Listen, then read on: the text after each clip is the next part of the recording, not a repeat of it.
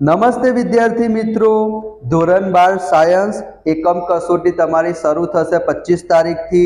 Physics, chemistry, biology most important પ્રશ્ન જે તમારી એકમ કસોટીમાં પૂછવાના સૌથી વધારે ચાન્સીસ છે, અલગથી પ્લેલિસ્ટ બનાવેલી છે, એમાં બધા જ વિડીયો તમને મળી રહેશે।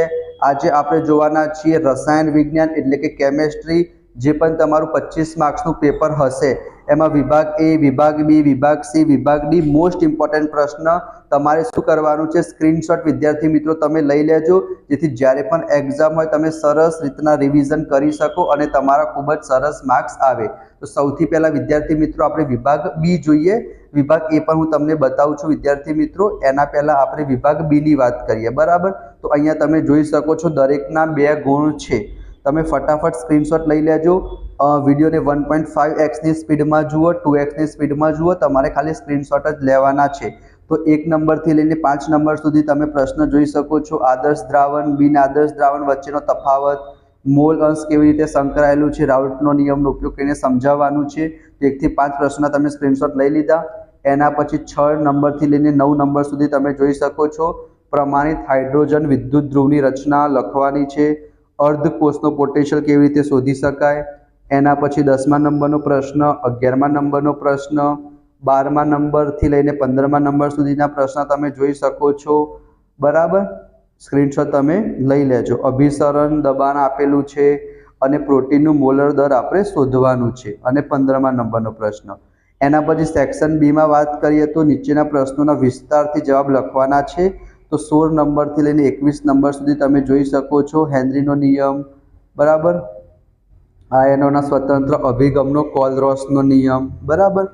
એના પછી 21મો પ્રશ્ન આકૃતિને ધ્યાનમાં લઈને તમારે આ બધા જે 6 પ્રશ્નો છે એના જવાબ લખવાના છે।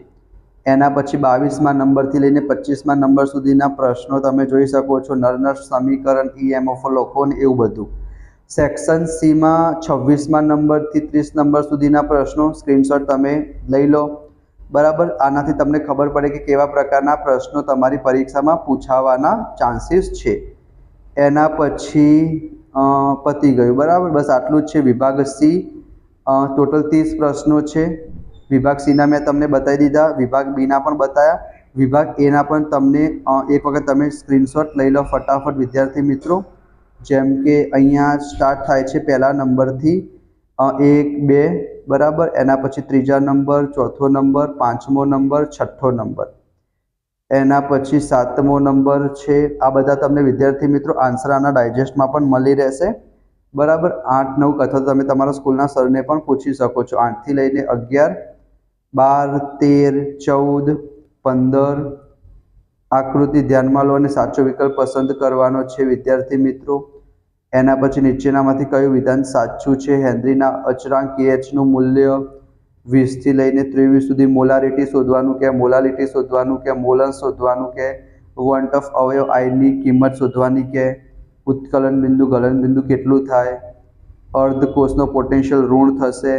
બીજા બધા વિડીયો પણ તમને મળશે વિદ્યાર્થી મિત્રો।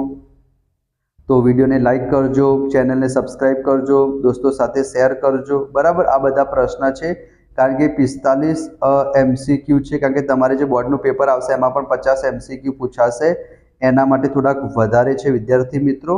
તો આઈ હોપ તમને આજનો વિડીયો પસંદ આવ્યો હશે। ચેનલને સબસ્ક્રાઈબ કરજો, દોસ્તો સાથે શેર કરજો। મળીશું નેક્સ્ટ વિડીયોમાં, ત્યાં સુધી જય Shri Krishna, Radhe Krishna, thank you so much.